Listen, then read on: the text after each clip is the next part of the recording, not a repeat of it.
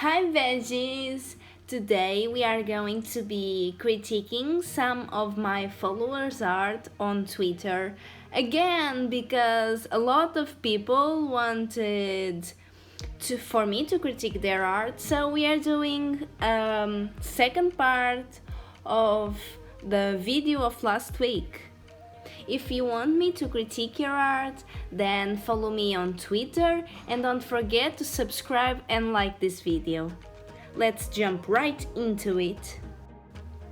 The first drawing today is this one, which is fully traditional illustrated and it has a very professional look to it, which I am very fond of.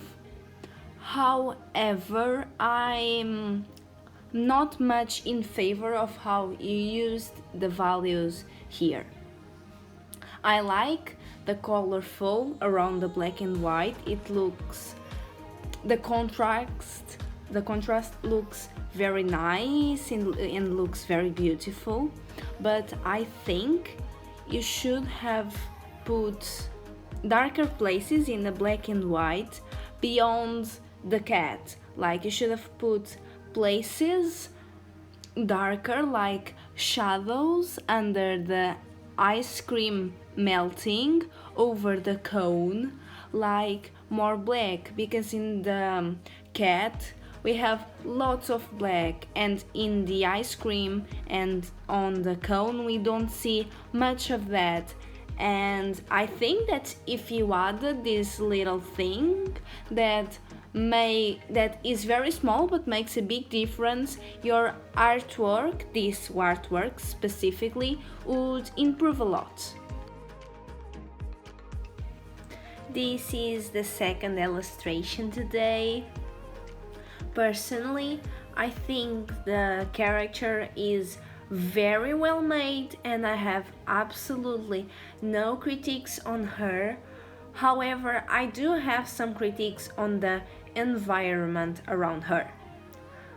Here there is no use of volume or perspective, and if you use perspective, the drawing would look much better. And for example, you could also put texture, because generally a floor with this color is either wood or tiles, and both have textures to them and have separations, and drawing that kind of stuff would add a lot of life to this illustration. For example, the window, it has no volume and it looks a bit weird. There's no reflex, because generally when you look at a window it has some sort of reflex. For example, if you can see the lap of the character who is seated, you probably can also see the top of the speakers. And in this drawing there's also only shading in the character, and for an environment that's not really realistic or believable. And no color variation, no textures, and adding that into the environment would make the illustration pop out so much more, like you would give it so much life. So yeah, you're doing wonderfully and keep improving. This one is today's third drawing. You told me that I could choose anything from your profile, so I picked this one because I really love how you did the background and the character, and honestly everything.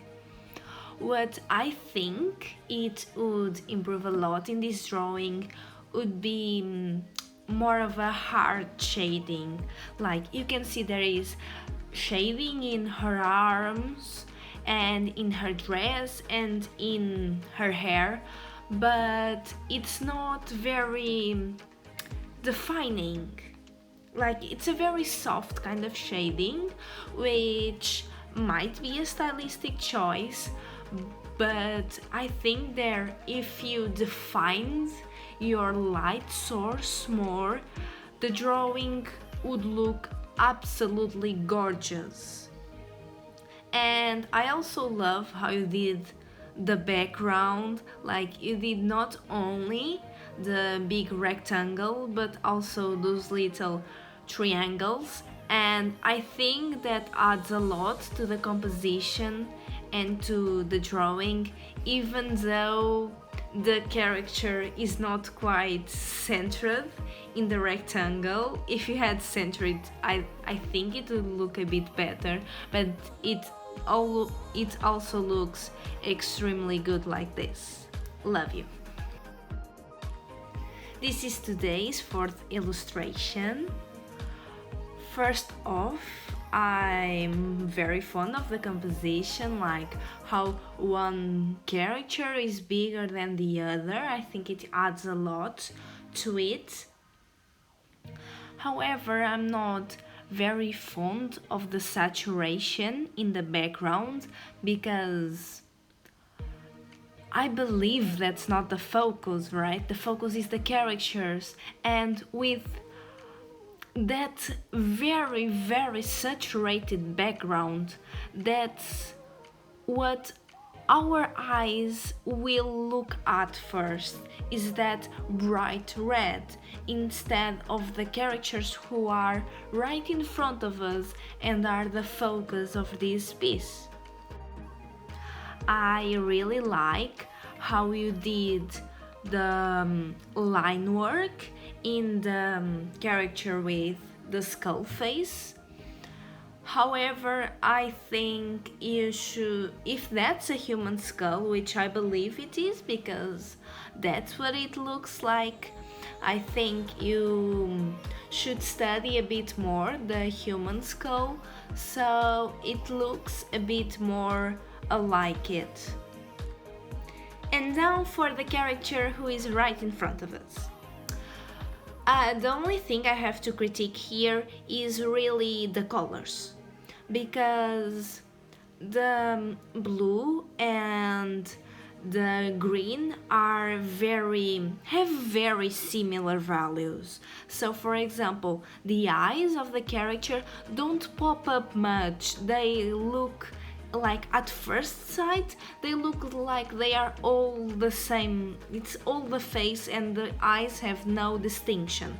I really love how you used the white with the arms that are in front of the body of the character, because that really separates them. And if you do not wish to change the colors you have chosen, I would use that to contour the eyes, or at least the part in where they are over the body, so they would pop out a bit more and we could notice them a bit more.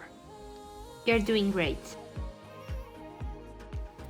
This is the final illustration of today's video. First off, we are going to talk about the space, because it feels very empty. For example, it would make a sense if there was some kind of rug or something under of the white dog, because again, dogs tend to lay on like a carpet or a rug or a sofa, or even their own dog bed. Another thing that would fill the space would be, instead of that small shelf, you drew a big bookcase with lots of books. It would fill the space not only in volume but in believability and in color.